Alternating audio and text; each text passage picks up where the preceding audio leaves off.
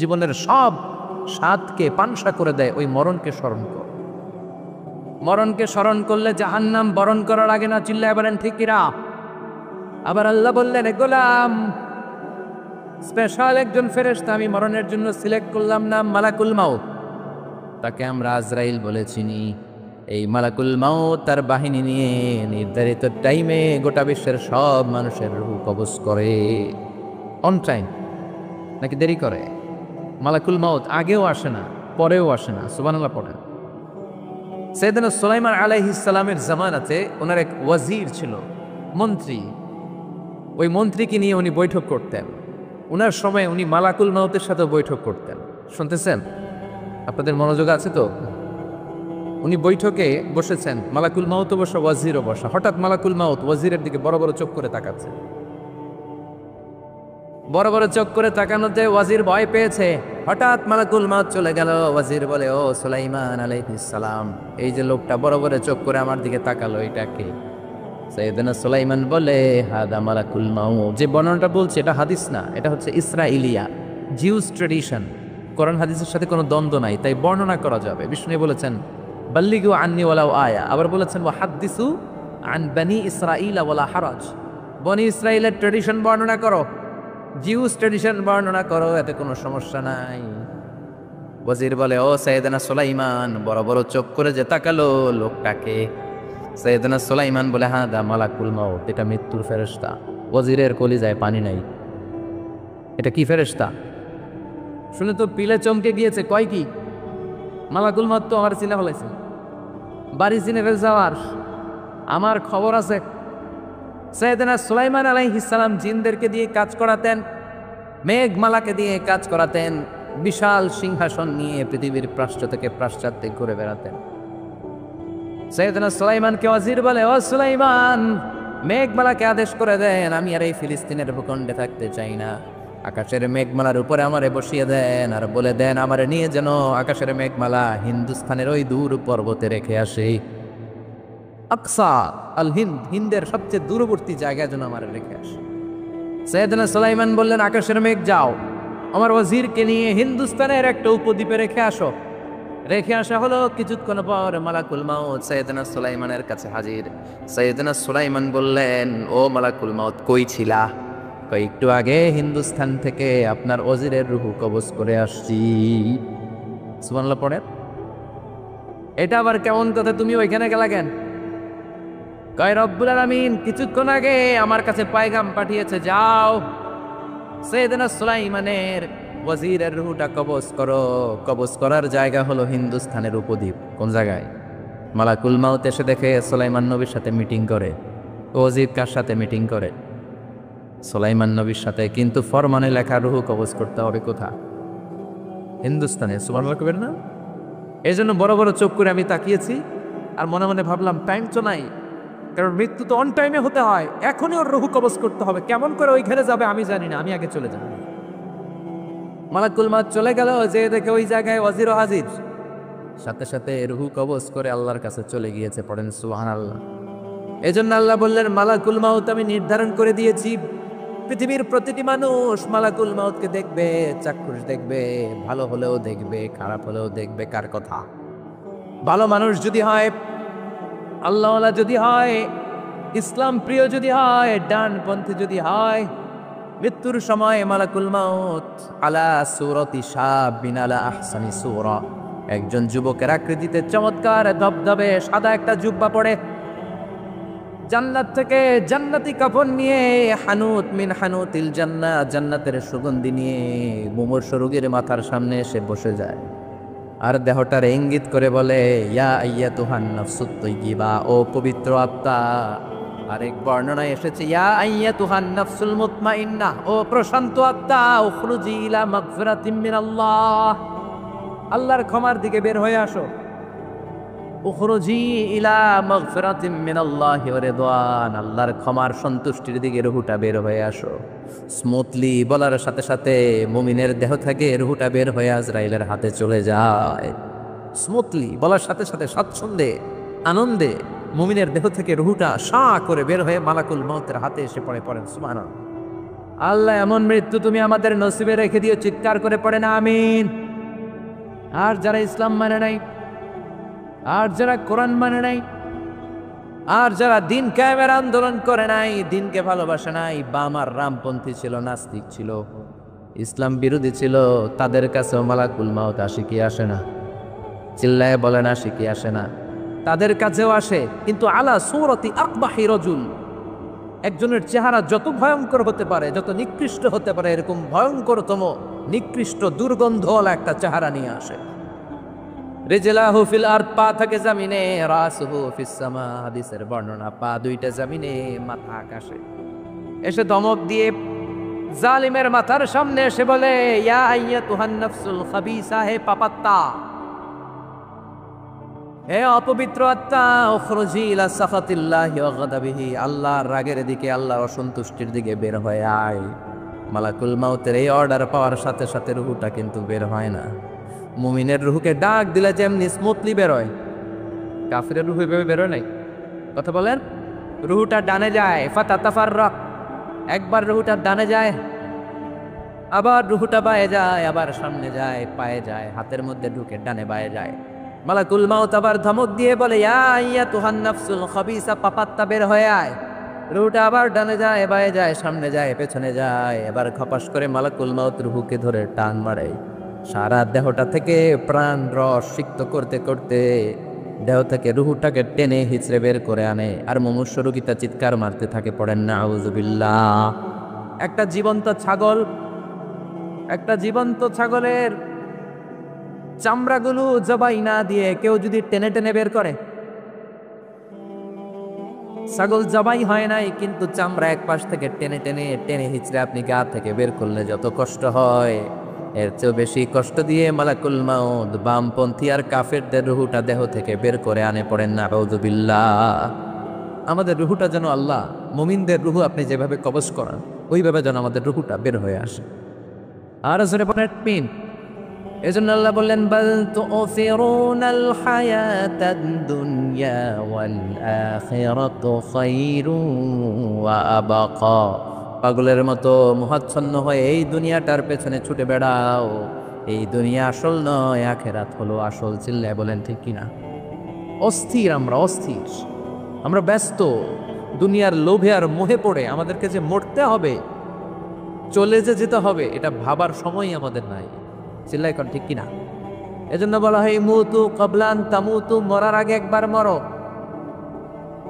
হাসিবু ক্বাবলান তুহাসাবু alike, তোমার হিসাব কিয়ামতের দিন করার আগে তুমি তোমার হিসাব করো। জীবনে কি কি পাপ করেছি আমি জানি, আমার চেয়ে ভালো কেউ জানে না। চিল্লায় বলেন ঠিক কিনা? কি কি অন্যায় করেছি আমার হৃদয়ের মধ্যে কথাগুলো আছে না নাই? পৃথিবীর কেউ না জানলেও আমি জানি কি জানি না? পৃথিবী না জানুক আমি তো জানি, আমি কি পাপ করেছি হায়।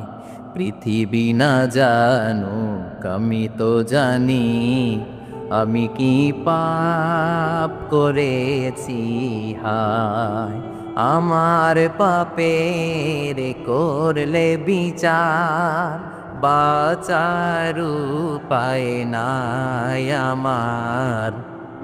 দয়াময় প্রভু মাফ করো আমায়, মাফ করো আমায়। পড়েন আমি আর জোরে আমিন।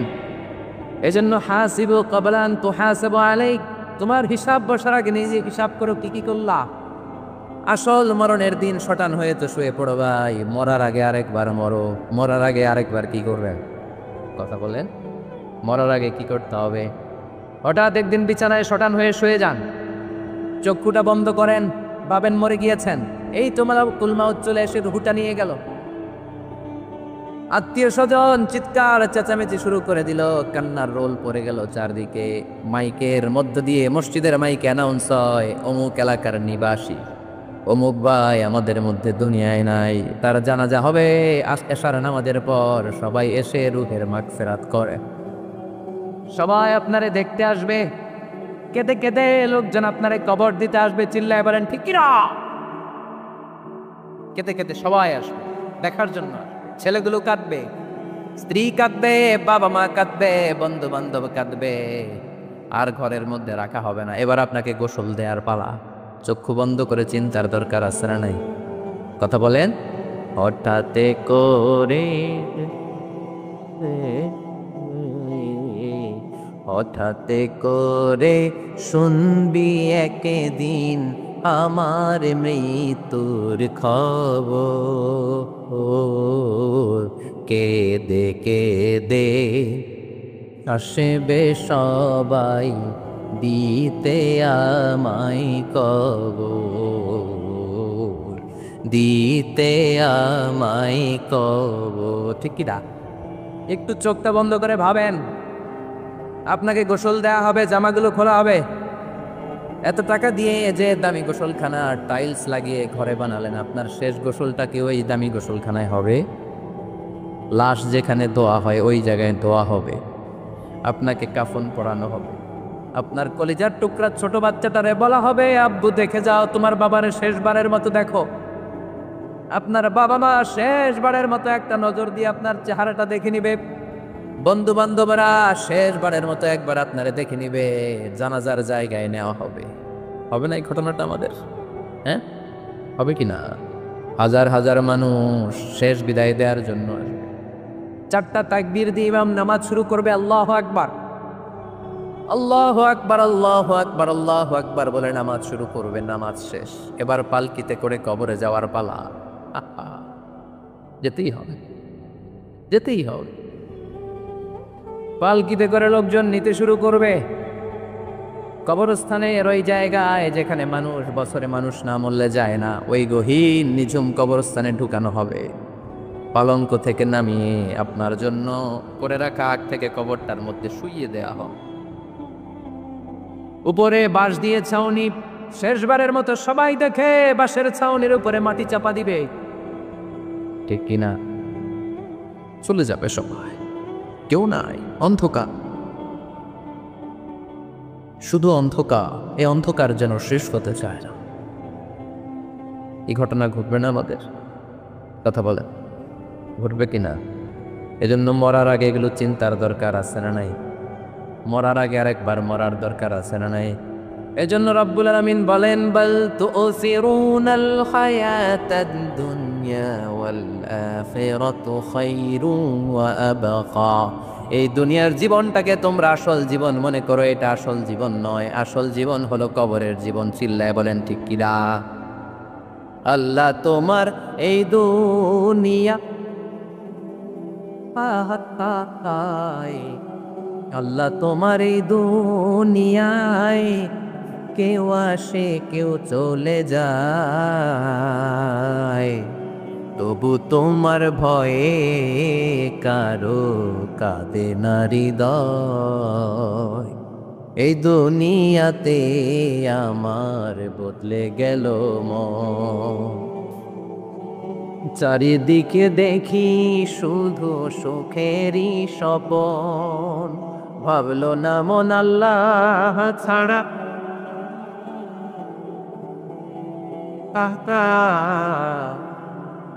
ভাবলো না মন আল্লাহ ছাড়া নেই কোনো উপায়,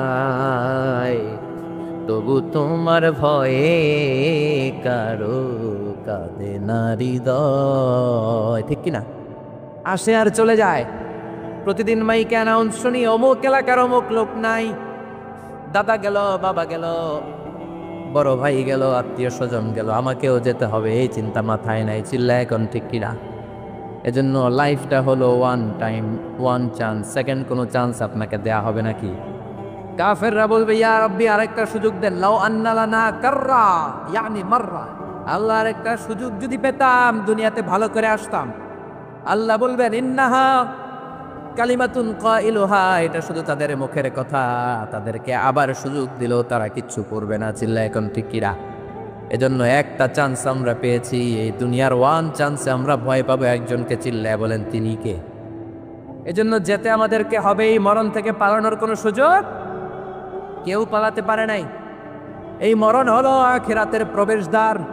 মরণ নামক পালকিতে চড়ে আমরা কবরের ভেতরে ঢুকি।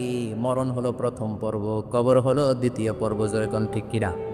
এজন্য বিশ্বনবী বললেন, আল কবর রাউদাতুম মিন রিয়াদিল জান্নাহ আও হুফরাতুম মিন হুফারিন নার। কবর হলো কারো জন্য জান্নাতের বাগান, কারো জন্য জাহান্নামের গর্ত। আমরা বলি, আল্লাহ আমাদের কবরটারে জান্নাতের বাগান বানাও। আরো জোরে পড়েন আমিন। আবার বিশ্বনবী বললেন, ইন্নাল কবরা আউয়াল মানজিল মিন মানাজিলিল আখিরাহ। কবর হলো আখিরাতের মানজিলগুলোর প্রথম মানজিল। আখিরাতে একটার পর একটা অনেকগুলো স্টেশন আপনাকে পার হতে হবে। প্রথম স্টেশনটার নাম হলো কবর। প্রথম স্টেশনের নাম কি? এই কবর নামক স্টেশনে যদি আপনি মাফ পেয়ে যান, সামনের সব স্টেশনগুলোতে মাফের ব্যবস্থা করবে কে? আর কবর নামক স্টেশনে যদি ধরা খেয়ে যান, আপনার মায়ের আসানা নেই। লাশটাকে যখন রাখা হয়, লাশটা চিনে কে আমারে রাখলো, কে আমাকে ধৌত করলো, কে আমারে কাফন পড়ালো। এই জন্য বিষ্ণুই বলেছেন, মোর্শের সামনে বসে বসে পড়ো, লা ইলাহা ইল্লাল্লাহু মুহাম্মাদুর রাসূলুল্লাহ। লাকিনু মাউতাকুম, লা ইলাহা ইল্লাল্লাহ। মোর্শের সামনে দাঁড়িয়ে দাঁড়িয়ে পড়ো, লা ইলাহা ইল্লাল্লাহ। এই লা ইলাহা হচ্ছে জীবিতদের জন্য কালিমা, আর আমরা মরার পরেই জিকির করি, ঠিক কি না? আমাদের দেশের অনেক জায়গায় লাশ নিয়ে কবরে যাওয়ার সময় লা ইলাহা পড়ে না। না, এটা আগের জিকির, মরার আগের জিকির। মরার আগে আপনাকে অ্যানাউন্সমেন্ট দিতে হবে, আল্লাহ ছাড়া কোনো ইলাহ নাই, বিশ্বনবী হচ্ছেন শেষ নবী এবং রসুল। চিল্লায় বলেন ঠিক কিনা? লাশটাকে যখন রেখে দেওয়া হয়, বিশ্বনবী যত মানুষকে কবরে রেখেছেন তারপরে দাঁড়িয়েছেন আর বলেছেন, ইস্তাগফিরু লিআখিকুম, তোমার ভাইদের জন্য তোমরা দোয়া করো। ফাইন্নাহুল আনা ইউসআল, এখনই তাকে কবরে সোয়াল করা হবে। কবরে প্রশ্ন আছে না নাই? কথা বলেন। বিশ্বনবী খাদিজাতুল কুবরা, ওনার প্রথম স্ত্রী খাদিজাতুল কুবরা তাহেরাকে কবরের মধ্যে রেখে দিয়ে কাঁদতে শুরু করলেন, চোখের পানি ছেড়ে অনেক দোয়া করলেন। দোয়া শেষে সব সাহাবারা ঘরে ফিরে যায়, বিশ্বনবী যায় না। সাইয়েদনা আবু বকর বললেন, ও নবী চলেন ঘরে যাই। অনেক তো দোয়া করলেন। বিশ্বনবী বললেন, আবু বকর তুমি যাও, আমি যাব না। এইটা সাধারণ মহিলা না, এটা বিপদের দিনের সঙ্গিনী খাদিজা। মক্কায় যখন আমার কেউ ছিল না, খাদিজা আমারে ভুলে নাই। 3 বছর কাফিররা আমাকে জেলখানায় বন্দি রেখেছিলাম, শিয়াবে আবি তালেবের জেলখানা। আমার স্ত্রী ওই জেলখানার জীবনেও আমারে ছাড়ে নাই। আমার সাথে 3 বছর খাদিজাও জেল খেটেছে। এই একটাই মহিলা, যেই মহিলাকে আল্লাহ আরশের উপর থেকে সালাম দিয়েছে, মহিলাটার নাম খাদিজা। আল্লাহু আকবার। আমার সব সন্তান আল্লাহ খাদিজার পেট থেকে দিয়েছে। ফাতিমাতুজ জোহরা খাদিজার মেয়ে, জাইনাব খাদিজার মেয়ে, উম্মে কুলসুম খাদিজার মেয়ে, রুকাইয়া খাদিজার মেয়ে, আবুল কাসেম বিশ্বনবীর ছেলে খাদিজার ছেলে, আব্দুল্লাহ যাকে তাইয়্যিব এবং তাহেরা নামে আমরা চিনি, সেও খাদিজার ছেলে। সুবহানাল্লাহ। ও আবু বকর, আমার এই কলিজার টুকরা প্রিয়তমা খাদিজারে রেখে দিয়ে কেমনে বাসায় যায়? তুমি যাও, আমি দাঁড়িয়ে থাকবো। এজন্য কবরের আযাব থেকে বিশ্বনবী পানাহ চেয়েছেন। বিশ্বনবী বলেছেন, আল্লাহুম্মা ইন্না নাউযু বিকা মিন আযাবিল কবর। ও আল্লাহ, কবরের আযাব থেকে তুমি আমাদেরকে বাঁচাও। পড়েন আমিন। কবরে মুমিনদেরকে 4টা প্রশ্ন করা হবে, কাফিরদেরকে 3টা প্রশ্ন। চিৎকার করে বলেন, মুমিনের প্রশ্ন কয়টা? আর জোরে বলেন। প্রথম প্রশ্ন, মার রব্বুক, তোর রবের নাম কি? আমরা কি বলবো? আল্লাহ আমারে রব, এই রবি আমার সব, দমে দমে তনু মনে তারি অনুভব। আল্লাহ আমারে রব, এই রবি আমার সব। পড়েন আমিন। দ্বিতীয় প্রশ্ন, আমার দিন, উত্তর দিনের নাম কি? ধর্মের নাম কি? তৃতীয় প্রশ্ন, মান হাযার রাজুল, এই লোকটাকে কে? আমরা বলবো মুহাম্মদ সাল্লাল্লাহু। 3টা প্রশ্নের উত্তর যখন আপনি কবরে করে দিতে পারবেন, অতিরিক্ত একটা প্রশ্ন, ওয়ামা ইলমুক, এই যে 3টা প্রশ্নের উত্তর পাল্লা, কেমন করে উত্তর জানলা? কোত্থেকে শিখেছ? নকল করে আনছো কাফনের কাপড়ে? পরীক্ষার হলে নকল আছে না নাই? হাতে নকল আছে না? পায়ে নকল, মুজার ভিতরে নকল আছে না নাই? মোবাইলে নকল আছে না নাই? নকল থেকে আল্লাহ তুমি বাঁচাও। আরো আসতে কোন আমি কিভাবে জানলা? কেমন করে 3টা প্রশ্নের উত্তর শিখলা? What is the source of your knowledge? তথ্যসূত্র কি? আপনাকে বলতে হবে, আমি যেই কিতাবটা থেকে শিখেছি কিতাবটার নাম কি? চিল্লায় বলেন, কি নাম? এই কিতাবটা হলো কোরআন। আপনাকে বলতে হবে কোরআন থেকে আমি শিখেছি, বিশ্বনবীর হাদিস থেকে আমি শিখেছি। 4টা প্রশ্নের উত্তর যখন পারবেন, ফেরেশতারা বলবে আহলান সাহলান, খুশ আমদেদ, কংগ্রেচুলেশন, বাহ বাহ, তুমি তো চমৎকার পেরেছো। ফায়ুফসাহু লাহু কবরুহু 70 দিরাআন, মুমিন বান্দার কবরটা 70 হাত লম্বা করে দেয়া হবে। ইফতাহু লাহু বাবুন ইলাল জান্নাত, জান্নাতের দিকে তার কবর থেকে একটা দরজা বানিয়ে দেয়া হবে।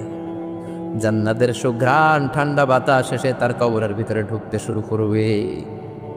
ইলবাসু লিবাস মিন আহলিল জান্নাত, জান্নাতীদের পোশাক তার গায়ের মধ্যে পরিয়ে দেয়া হবে। আল্লাহু আকবার। আর বলা হবে নাম কানাউমিল আরুস, বাসর রাতে বর যেমনি কনেকে নিয়ে ঘুমিয়ে যায়, তুমিও একটা ঘুম দাও। আলহামদুলিল্লাহ পড়ে মুমিন বান্দা আনন্দের একটা ঘুম দিবে। ইসরাফিলের সিংগার আওয়াজ ছাড়া পৃথিবীর কোনো কিছুই তার আগে ঘুম ভাঙতে পারবে না। আল্লাহ আমরাও যেন সেদিন কবর একটা মজার ঘুম দিতে পারি, তুমি তৌফিক দাও। জোরে পড়ুন আমিন। এবার বামপন্থী নাস্তিক আর কাফেরদের পালা, ইসলাম বিদ্বেষীদের পালা, আলেম ওলামাদের শত্রুদের পালা, ইসলামকে যারা বিজয়ী শক্তি হিসেবে মানতে পারে নাই তাদের পালা। চিল্লা এখন ঠিক কিনা? ওদেরকে একই প্রশ্ন, রব কে? ওরা বলবে আমি জানি না। আমাদের উত্তর আল্লাহ। ওরা বলবে আমি কিচ্ছু জানি না, আমি সব ভুলে গেছি, আমার মাফ করে দেন, আমি কিছুই জানি না। তবে আমি ইসলাম বিরোধীদের সাথে চলতাম, যারা ইসলাম রে বাস দিত আমি তাদের সাথে স্লোগান দিতাম। এরকম ডাকাইত আছে না নাই? দ্বিতীয় প্রশ্ন, আমার দিন ও তোমার ধর্মের নাম কি? কয় আমার ধর্ম নাই, আমার ধর্ম কর্ম নাই, আমি খালি দুনিয়া কে মজা ले लो, দুনিয়া তোমারই হ্যায়, আমি খালি দুম্মা চলে দুম। আছে না নাই? আমি শুধু মৌজ মাস্তিতে ব্যস্ত ছিলাম, আমার দুনিয়া নাই, দিন নাই, আখেরাত নাই, রবকে আমি জানি না, ধর্মকে জানি না। ইসলাম বিরোধী রাজনীতি আমি করতাম, মাও সেতুংয়ের রাজনীতি, কার্ল মার্কসের রাজনীতি, বুশের রাজনীতি, ডোনাল্ড ট্রাম্পের রাজনীতি, বামপন্থীদের রাজনীতি। চিল্লা এখন ঠিক কিনা? কোনো ধর্ম নাই। এই লোকটাকে চিনো কিনা বলো। বিশ্বনবীর চেহারা দেখিয়ে বলা হবে এই লোকটাকে, কয় জানি না। এরে আমি মানতাম না, এরে আমি গালে দিতাম। এরকম জাহান্নামের নরকীট আর পিতৃ পরিচয়হীন জারদ সন্তান বাংলার দেশেও আছে না নাই? এই মহামানবটাকে গালি দিয়ে পৈশাচিক আনন্দ পায়। পত্রিকায় লিখে, ব্লগের মধ্যে লিখে, ইন্টারনেটে কার্টুন বানিয়ে বানিয়ে পৈশাচিক ফুর্তি করে। এগুলো জাহান্নামের কীট, এগুলো জারদ সন্তান, বাপ মায়ের ঠিক নাই। সেরকম ঠিক না? আমার নবীরে যারা গালি দেয় এগুলোর বাপ মায়ের ঠিক আছে? এগুলোর কোনো গোড়া আছে? এগুলোর কোনো শেকড় আছে? এগুলো আগাছা চিৎকার করে বলো ঠিক কিনা?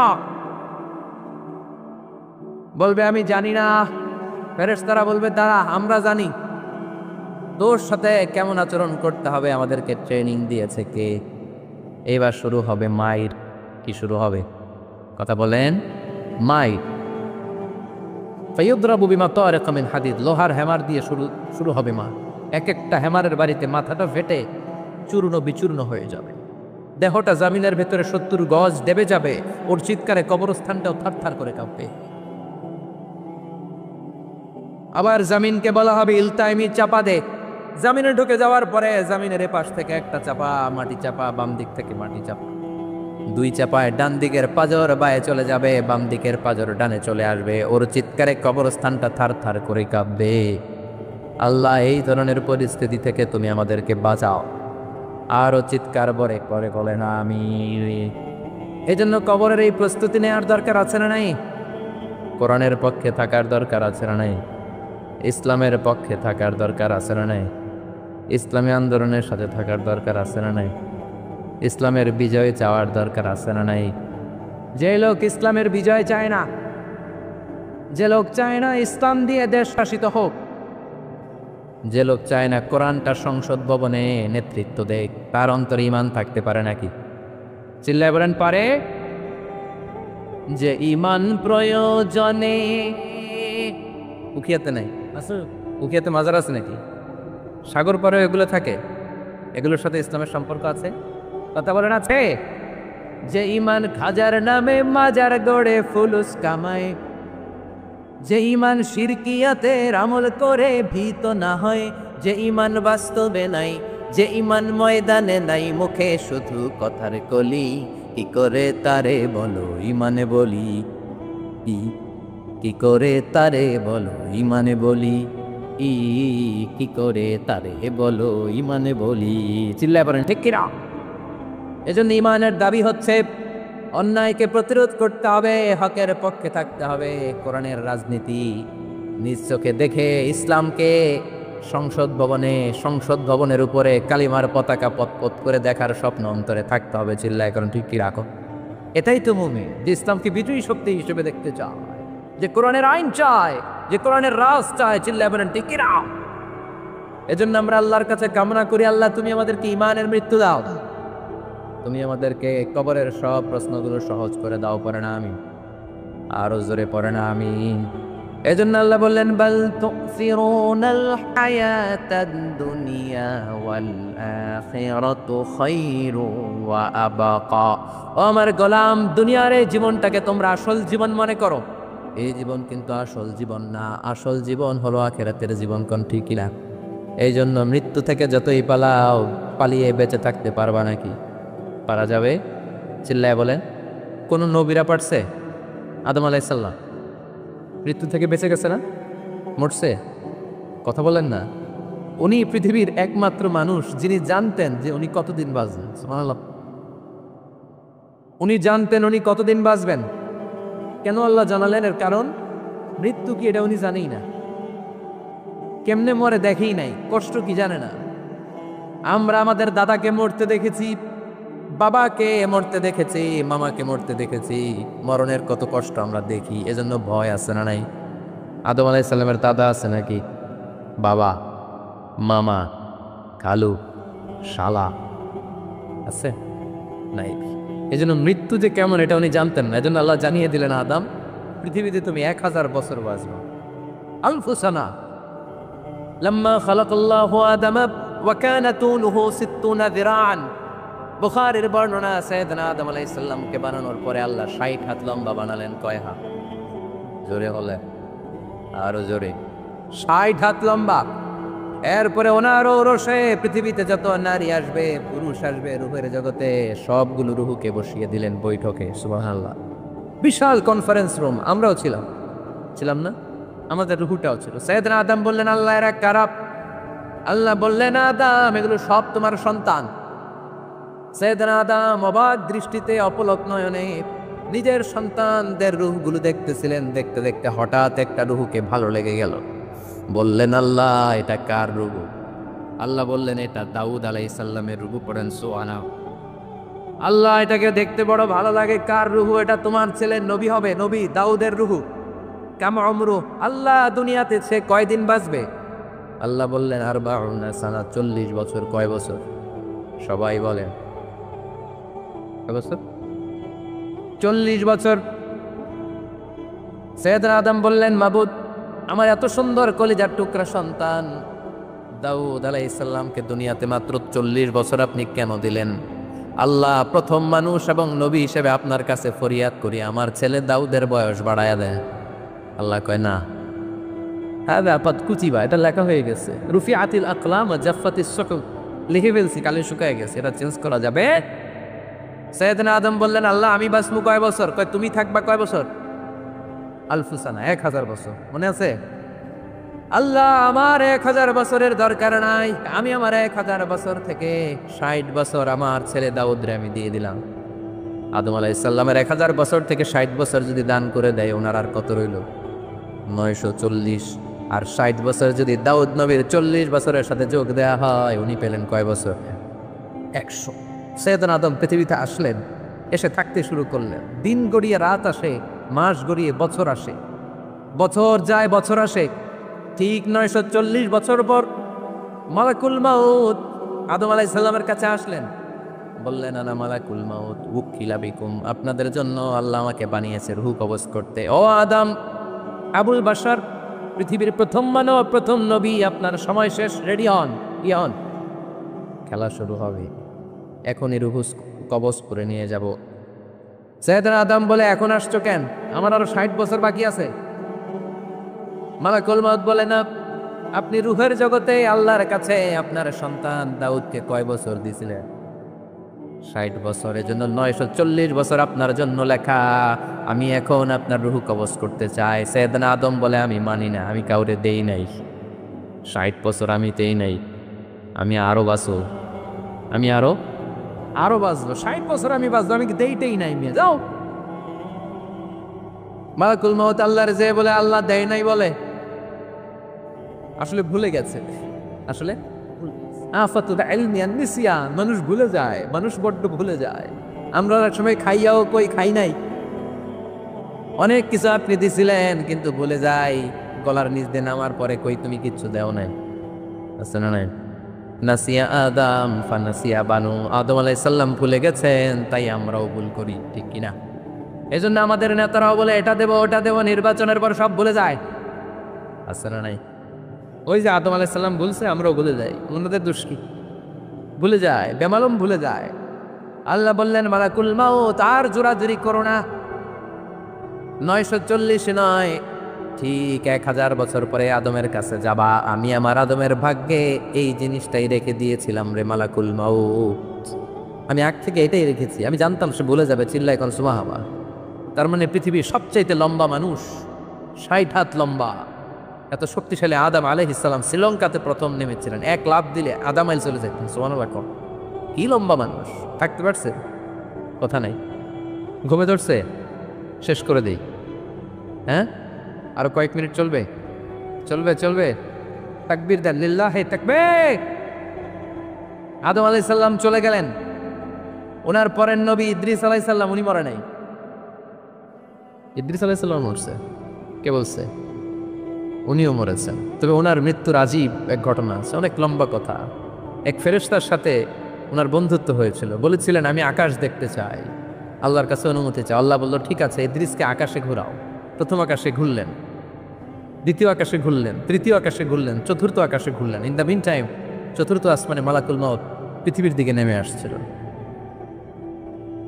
ওই ফেরেশতা বলে মালাকুল মউত আপনি কই যান? মালাকুল মউত বলে একটু আগে আল্লাহ ফরমান জারি করেছে, চতুর্থ আসমানে আমার নবী ইদ্রিসের রূহ কবজ করো। সুবহানাল্লাহ। আমি বললাম আল্লাহ আপনার পাঠানো নবী সৈয়দনা ইদ্রিস তাকে দুনিয়ায় চতুর্থ আসমানে পামু কই? আল্লাহ কয় কথা নাই, দৌড় দে।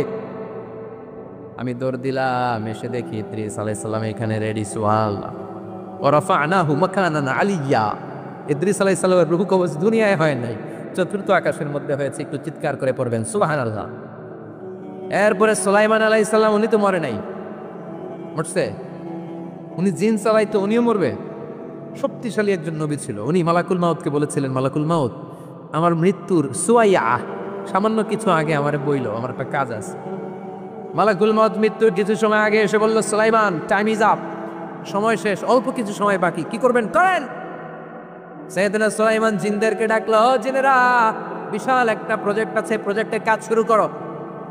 আর কিছুদিনকে বলল চারদিকে গ্লাস ফিটিং করা একটা রুম বানাও। সাইয়েদনা সুলাইমান আলাইহিস সালাম গ্লাস ফিটিং করা রুমের ভেতরে ঢুকলেন। এই রুমে ঢুকার দরজা নাই, হাতে একটা লাঠি নিলেন। কি নিলেন? লাঠির মধ্যে ভর করে দাঁড়িয়ে রইলেন আর জিনদের দিকে তাকিয়ে রইলেন। জিনেরা এত বদমাশ ছিল, সাইয়েদনা সুলাইমান দাঁড়িয়ে না থাকলে কাজ করতো না। ছিল ফাঁকিবাজ। কি ছিল?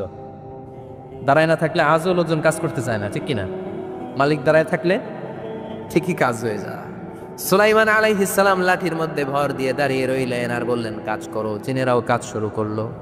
ওদিকে মালাকুল মাউত এসে বলো সুলাইমান সময় তো শেষ। সুলাইমান বলে সমস্যা নাই, রূহ কবজ করে। উনি লাঠির মধ্যে ভর দিয়ে দাঁড়িয়ে রইলেন। গ্লাস ফিটিং করা রুমের ভিতরে কোরআন সাক্ষী। মালাকুল মাউত ওইভাবে লাঠিতে ভর দেওয়া অবস্থায়, দাঁড়ানো অবস্থায় সাইয়েদনা সুলাইমান আলাইহিস সালামের রূহ কবজ করে নিলেন। উনি এমন ভাবে দাঁড়িয়েছেন, রূহ চলে গেল, লাশ হয়ে দাঁড়িয়ে রইলেন। লাঠির মধ্যে দাঁড়িয়ে আছেন, জমিনের মধ্যে লুটিয়ে পড়ে নাই। সুবহানাল্লাহ। জিনগুলো দূর থেকে ভাবলো বস তো দাঁড়ায় আছে। কে দাঁড়ায় আছে? জিনেরা মনে করছে বস দাঁড়ায় আছে, কাজ করতে হবে। করতে করতে পুরা প্রজেক্টের কাজ শেষ। ইন দ্য মিন টাইম ঝিঝি পোকা, উই পোকা, যেই পোকা কাঠ খেয়ে ফেলে, এই কাঠ খাওয়ার পোকা সুলাইমান আলাইহিস সালাম লাঠির ভেতরে ঢুকে লাঠিও খেয়ে ফেলেছে। সাইয়েদনা সুলাইমান আলাইহিস সালাম ধপাস করে জমিনে পড়েছে। আর জিনেরা কয় হায় হায়, খালি খালি কাম করছে এতদিন। সুবহানাল্লাহ করবেন না? সুলাইমান আলাইহিস সালাম বাঁচতে পারে না, চলে গেলেন। মুসা আলাইহিস সালাম মরছে? উনি মরবে কেন? উনি তো খালি মারে।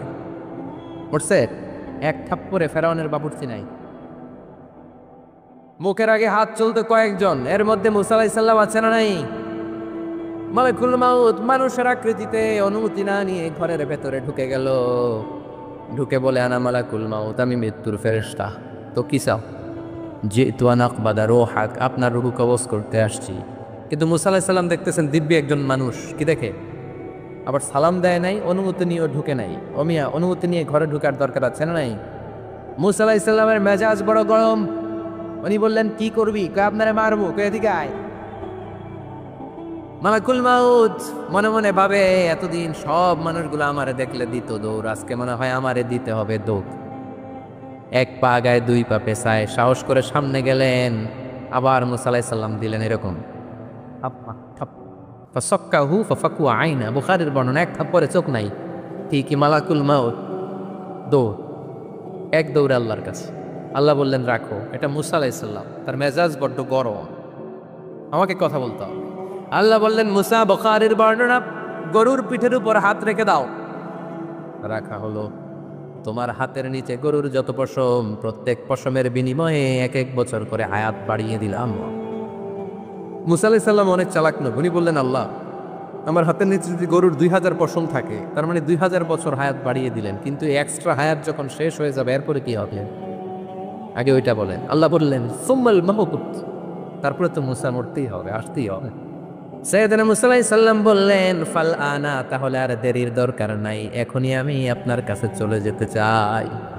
মালাকুল মাউত মুসা আলাইহিস সালামের রূহ নিয়ে উড়াল দিলেন। সুবহানাল্লাহ। বাঁচতে পারছে? বিশ্বনবী মরে নাই, উনি ইন্তেকাল করেছেন। চিল্লা এখন ঠিক কিনা? ইন্তেকালের আগে বিশ্বনবী প্রচন্ড অসুস্থ হলেন। মা আয়েশারে ডেকে বললেন, আয়েশা, মনে হয় আমি বাঁচব না।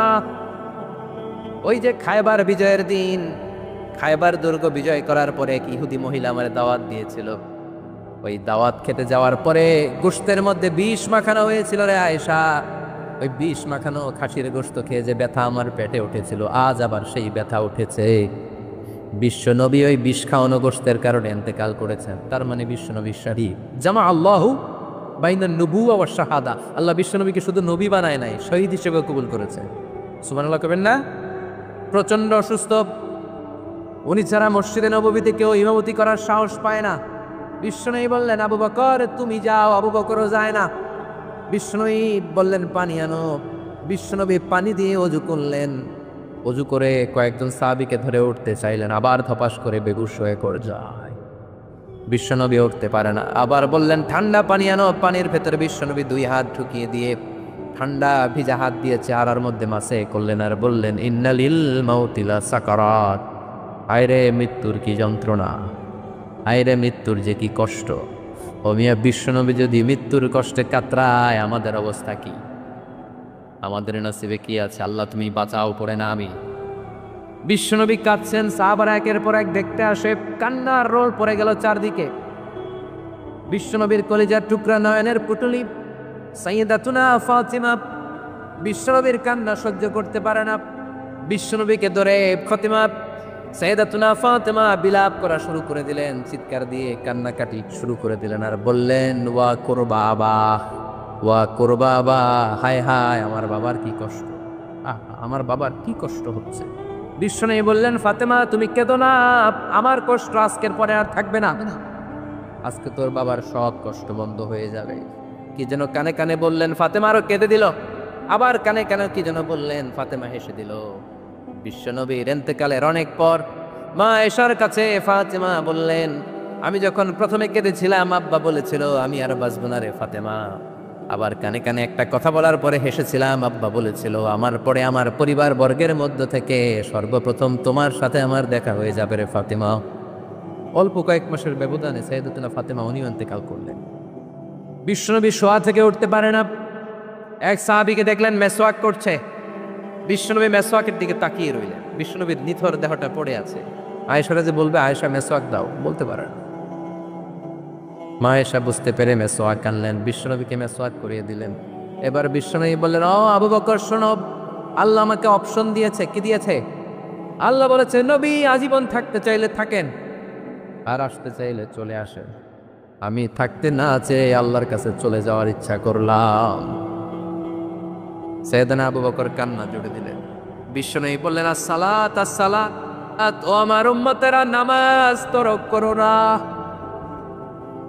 ইন্তেকালের আগে বললেন, নামাজ ছেড়ে দিও না। আর বললেন, ওমা মালাকাত আইমানুকুম, তোমাদের অধীনস্থ কর্মচারীদের সাথে খারাপ আচরণ করো না। ঘাম শুকানোর আগে পয়সা দিয়ে দিও। আর হাত দুটো উঁচু করে বললেন, আল্লাহুম্মা ইলা রাফিকিল আলা, ও আল্লাহ, আমি আপনার কাছে যেতে চাই। এই কথাটা বলে বিশ্বনবীর হাত দুইটা থপাস করে জামিনে পড়ে গেল। বিশ্বনবীও জ্বলে গেলেন। থাকতে পেরেছে কেউ? চিল্লায় বলে। এজন্য আমরা আল্লাহর কাছে ইমানই মৃত্যু চাই। কি মৃত্যু? আমরা উত্তম মৃত্যু চাই। চিল্লায় বলেন, কি মৃত্যু? এজন্য মরণের আগে ইমান নিয়ে মরার দরকার আছে না নেই? বিশ্বনবী দোয়া করতেন, আল্লাহুম্মা রযুকনা হুসনাল খাওয়াতিম, ও আল্লাহ, আমাদের শেষটা যেন ভালো হয়। শেষ কথা বলি, এদিকে তাকা, মনোযোগ আছে? বলতেন, আল্লাহুম্মা রযুকনা হুসনাল খাওয়াতিম, ও আল্লাহ, আপনি আমাদেরকে ইমানের মৃত্যু দেন, আমাদের শেষটা ভালো করেন।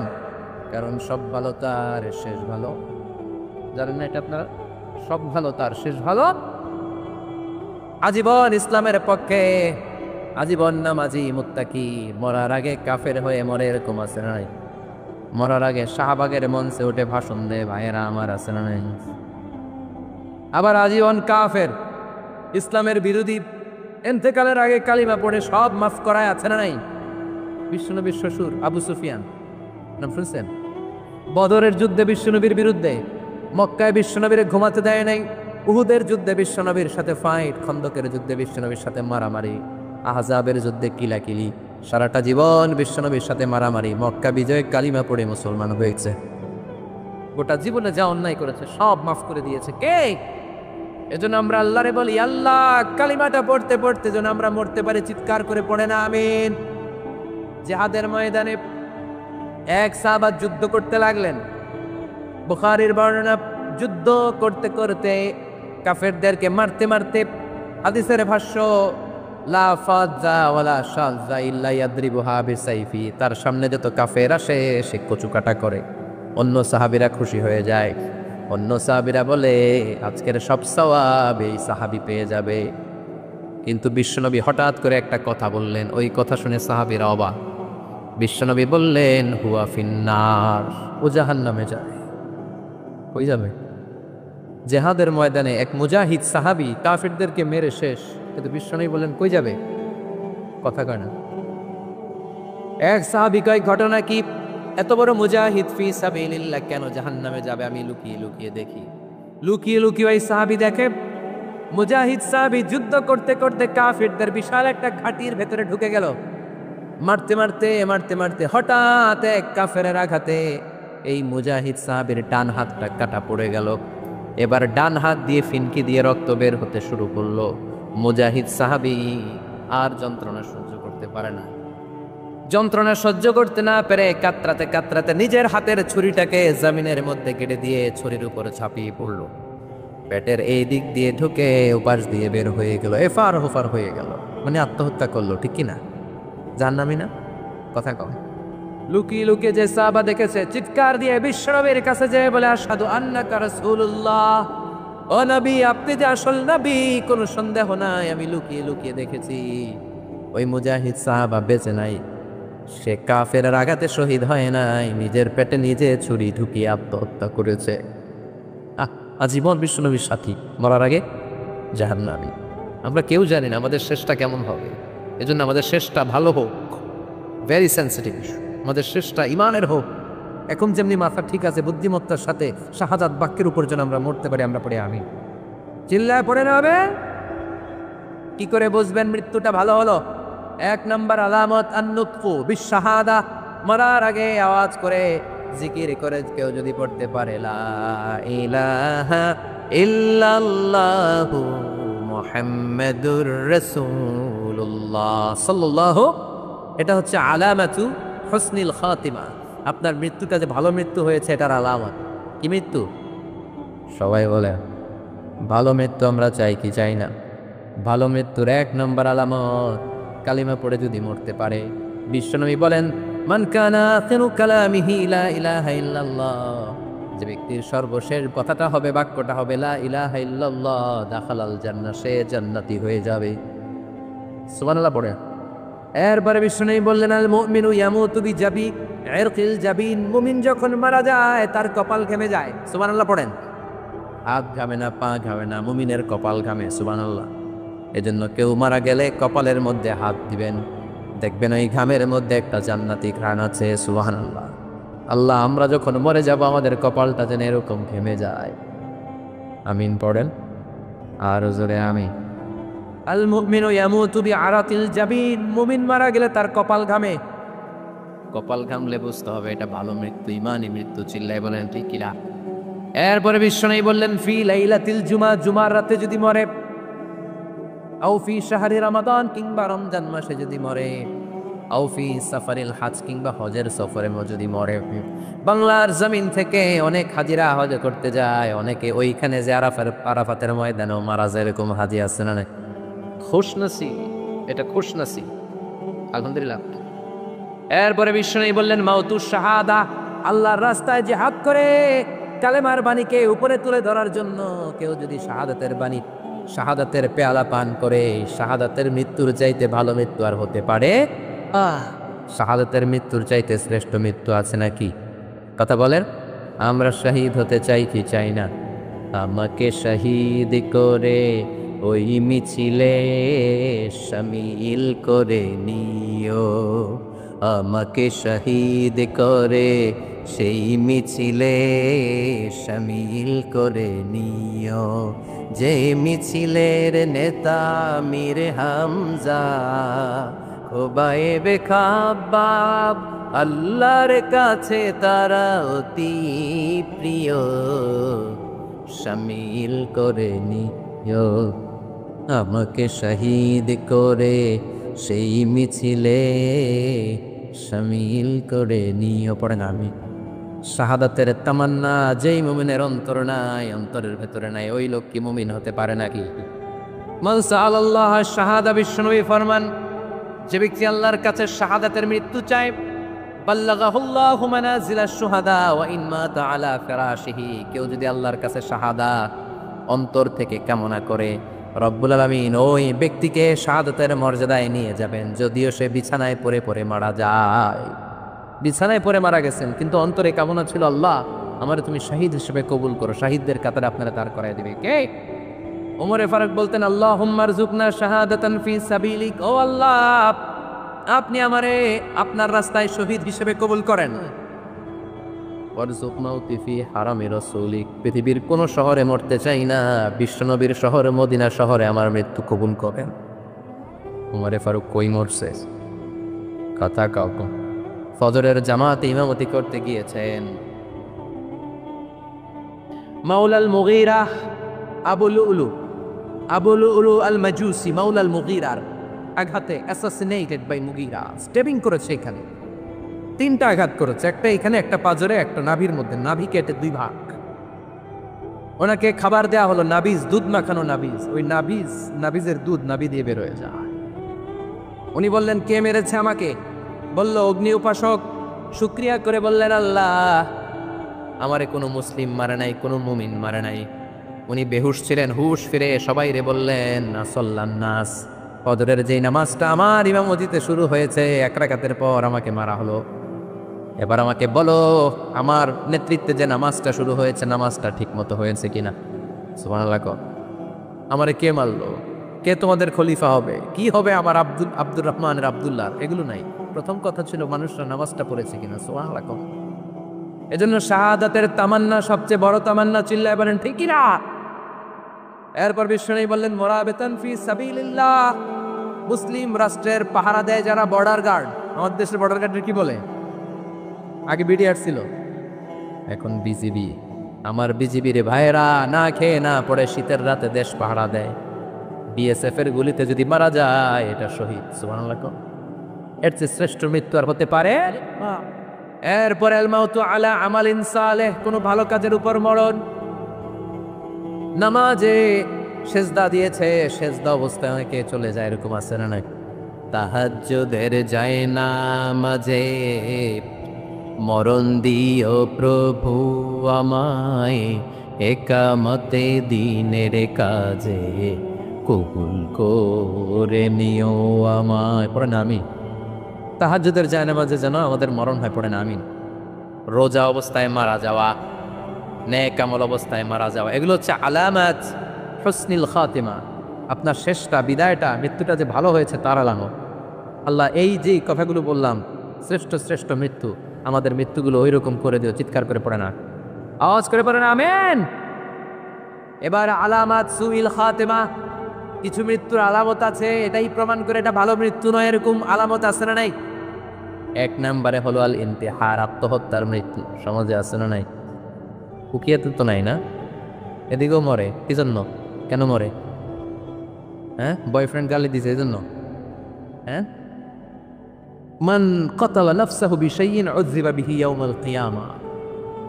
যে জিনিস দিয়ে যে যাকে মেরেছে, আত্মহত্যা করেছে, সুইসাইড করেছে, কিয়ামতের দিন ওই জিনিস দিয়ে সে তাকে মারবে, এটাই হবে তার শাস্তি। ওড়না পেঁচিয়ে যারা আত্মহত্যা করলো ওর শাস্তি ওড়না পেঁচানো। বিষ খেয়ে যারা মারা গেল তার শাস্তি জাহান্নামের বিষ খাবে আর চিৎকার করবে।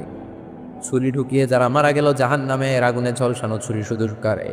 আল্লাহ আত্মহত্যা থেকে বাংলাদেশে বাঁচাও, আমাদের ছেলে মেয়েগুলারে বাঁচাও। চিৎকার দিয়ে বলেন আমিন। আত-তাআক্কুদ ফিল লিসান ফিলা ইলাহা ইল্লাল্লাহ। আজীবন কালেমা পড়ে নাই, আজীবন কালেমারে বাস দিয়েছে, এখন মরার সময় সবাই কয় কলমা পড়েন, কলমা পড়ে। এখন পড়তে চায় মাগার মুখ দিয়া বাইর হয় না। আছে না নাই? এরকম ডাকায় তুফিয়াতে নাই, কলমা পড়তে পারে না, আটকায় যায়, মরে গেছে। এই মৃত্যুটা কি ভালো কথা বলে? ফি হালাতি শুরব, অনেকে মদ খাইতে খাইতে মরে, আছে না নাই? জুলুম করতে করতে মরে, আছে না নাই? অন্যের জায়গা দখল করে মরে, এরকম আছে না নাই? ফি হালাতি ইরতিকাবিল কাবায়ের, যে কোনো কবিরা গুনাহ করা অবস্থায় যদি মারা যায় এটা খারাপ মৃত্যু, অপমৃত্যু, এটা জান্নাতি মৃত্যু নয়। চিৎকার করে বলেন ঠিক কি না? এরপর ফি সাখাতিল ওয়ালিদাইন, বিশ্বনবী বললেন কোন ছেলে যদি মারা যায় এমন অবস্থায় মা বাবা তার উপর রাগান্বিত, এটা ভালো মৃত্যু? কথা বলেন। গোটা পৃথিবীর বুকে মায়ের চেয়ে আপন কেউ আছে নাকি? এই মায়ের মনে কষ্ট দিয়ে ওই অবস্থায় যদি মারা যায়, এই মৃত্যুটা অনেক খারাপ। চিল্লায় বলেন ঠিক কিনা? এজন্য মায়ের সাথে খারাপ আচরণ করবেন নাকি? কথা বলেন। যার মা নাই সে জানে মা না থাকার কি জ্বালা, ঠিক কিনা? যখন রাত্রি নিঝুম এই চোখে ঘুম, একলা শুধু ঘরে, তোমায় মনে পড়ে মাগো, তোমায় মনে পড়ে। যখন রাত্রি নিঝুম এই চোখে ঘুম, একলা শুধু ঘরে, তোমায় মনে পড়ে মাগো, তোমায় মনে পড়ে। এজন্য মায়ের দোয়া সবচেয়ে বড় দোয়া। মা রেগে আছে, মা বদদোয়া দিয়েছে, বাবা বদদোয়া দিয়েছে, বাবা আপনার উপর অসন্তুষ্ট, ওই অবস্থায় ছেলে মরলে এটা কি ভালো মৃত্যু? এরপরে স্বামী যদি নাখোশ থাকে স্ত্রীর উপর, স্বামী যদি স্ত্রীর উপর রেগে থাকে, অসন্তুষ্ট থাকে, ওই অবস্থায় স্ত্রী যদি মারা যায়, এটাও খারাপ মৃত্যু। চিল্লায় বলে এটাও খারাপ মৃত্যু। এরপরে লাউ ফারিহাল মুসলিমুনা বিমাউতি, কোন লোক মারা গেলে যদি এলাকার মুসলমানরা খুশি হয়, এটা কি ভালো মৃত্যু নাকি? কোন লোক মারা গেলে এলাকার মুসলমানরা যদি আল্লাহর শুকরিয়া করে, এটা কি ভালো মৃত্যু নাকি? আমরা কি ভালো মৃত্যু চাই নাকি খারাপ? আমরা শাহাদাতি মৃত্যু চাই, ইমানের মৃত্যু চাই, পড়ে না আমিন। এজন্য রব্বুল আলামিন বলেন বাল তুসিরুনাল হায়াতাদ দুনিয়া ওয়াল আখিরাতু খায়রুন ওয়া আবকা। ক্ষণস্থায়ী দুনিয়াটাকে তোমরা বড় মনে করো, এটা বড় না, বড় হলো আখিরাতের জীবন।